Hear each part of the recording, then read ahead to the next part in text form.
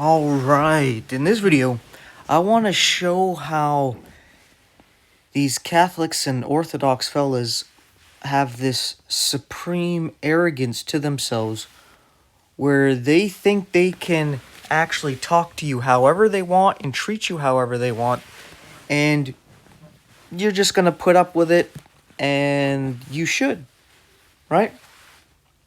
So, you can see here I got this comment here from Demetrius here. The first one, he says, "You say we don't want to get into the scriptures, but when I back up my church using the scriptures, you say, why use the Bible? Watch your This is Inconsistent video." That's not true. Right?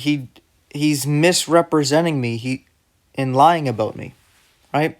And the comments make no sense. I just explained to him, you're showing your character by lying about me. And his answer is no with a question mark, and I have no idea what that's supposed to mean.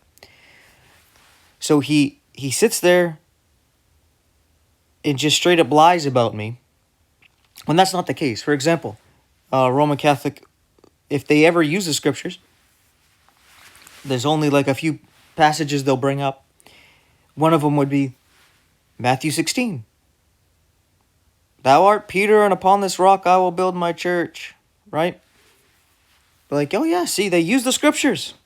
Yeah, just like a Muslim would say, oh yeah, look at John, where Jesus says the Comforter is going to come. The Comforter is Muhammad. Right? They take it out of context. The passage in which that is said about Peter is the passage where Jesus is asking, who do people say that I am? It's about who Jesus is. That's the context.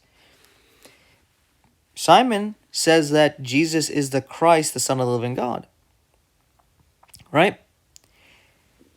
Jesus then tells him, you are Peter, Petros, and upon this rock, Petra, I'll build my church. It's Peter's confession of who Jesus is. That is the foundation of the church. That's what Peter ends up telling us in 1 Peter chapter 2. That's what Paul tells us in 1 Corinthians chapter 3. And Peter calls Jesus the Petra, and so does Paul. So it's Jesus that's the foundation of the church. And for some reason they're like, no, Jesus is not the foundation, it's Peter. Or they'll try to say both. So they're obviously have a poor interpretation of Matthew 16. They don't know how to use basic English and lack reading comprehension skills. And they're taking it out of context to fit their beliefs, right? They have their preconceived ideas and beliefs, and when they read the scriptures, they force their beliefs into the scriptures, right? So I'm not saying going, oh, why are you using the Bible? I'm explaining, oh yeah, the time that you're using it, you're taking it out of context. And you're twisting it, where it doesn't mean what you're trying to say it means. And this is where the arrogance comes in. Not only just lying and having no conscience about lying about you, even though lying's a sin and they're saved by their works,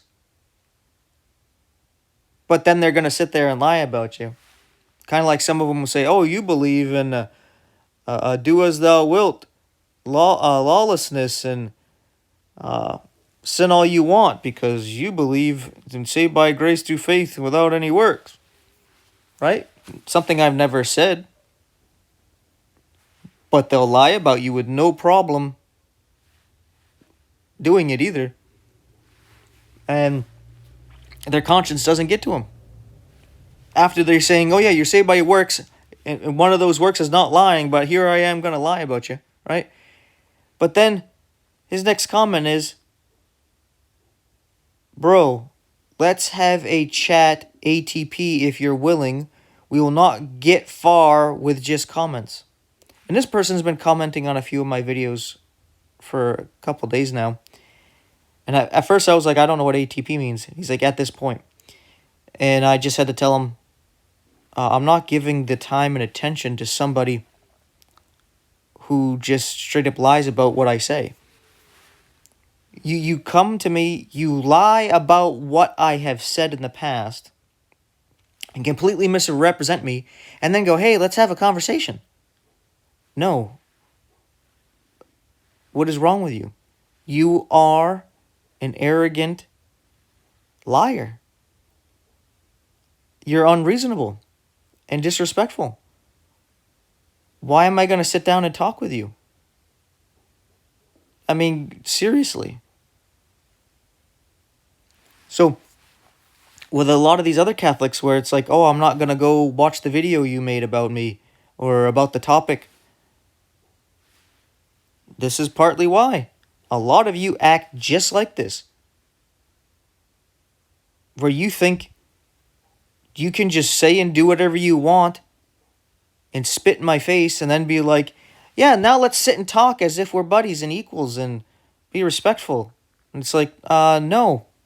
Because as soon as you're shown that you're wrong and I'm right, you're going to be that meme of the pigeon crapping on the chessboard and throwing it over. Why am I going to deal with that? Right? When you see the red flags, right? Everybody's talking about, when the relationship broke up, there was red flags. I just kind of ignored them or didn't really give any credence to them. This guy has a red flag showing that I don't care about the truth. I'm a hypocrite. I'm inconsistent. All right. I'm going to walk away from this. And I wanted to just use this guy as an example because this happens more often than not. And they don't seem to have any problems acting like this. And they don't see anything wrong with it whatsoever. Unless you were to do it to them, all of a sudden, it's a big deal. Because they seem to be narcissists. Right? I can do it to you, but you can't do it to me. Because they're special. And they're above you. And how dare you act as their equal? Right? This one I was talking to. When I made a point, he's basically, his response was simply put, basically, that's not true. Right? He didn't get explained how it's not true or anything. He just said it's not true. So I just put, yes, it is.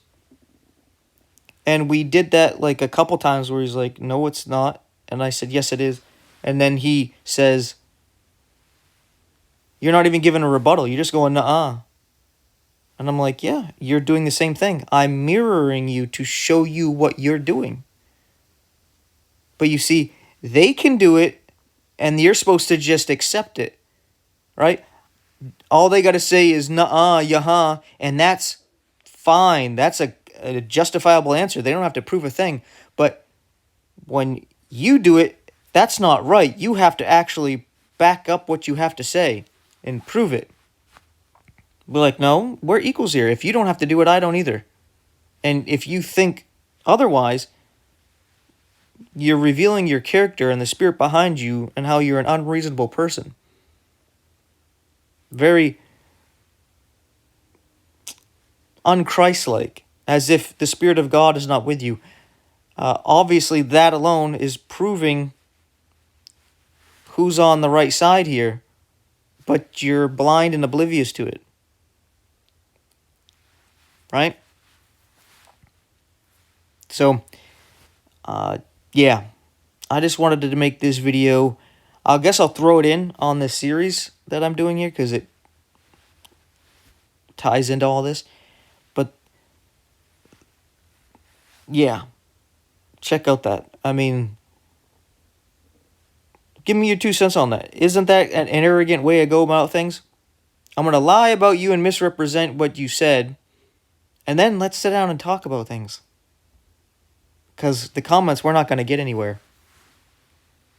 Well, yeah, especially when your comments, you lie about me. So I have to sit there and then clear up all the mud that you put in the water before we can actually get into the clear water to see the truth, because you threw mud in it with your lies. I'm not going to sit there with somebody who's doing that. So if any of you Roman Catholics and Orthodox fellas actually truly want to talk about things, you got to have some humble pie and talk to me as an equal and have some respect. And actually focus on the truth, the point at hand, and stop this nonsense. Or else I'm not going to waste my time. And then you can sit there and cry about, oh, I just don't want to debate. I don't want to talk about these things. I'm afraid and all this stuff. I don't care. You can try to goad me all you want. I'm not dealing with your bullshit. Okay? And then any of you who say these kind of things, I'm just going to refer you to this video. So, with all that being said, thank you for your time and attention. I appreciate it. Thanks for watching and everything. Take care of yourself. I'll see you in the next one, and may God bless you and yours.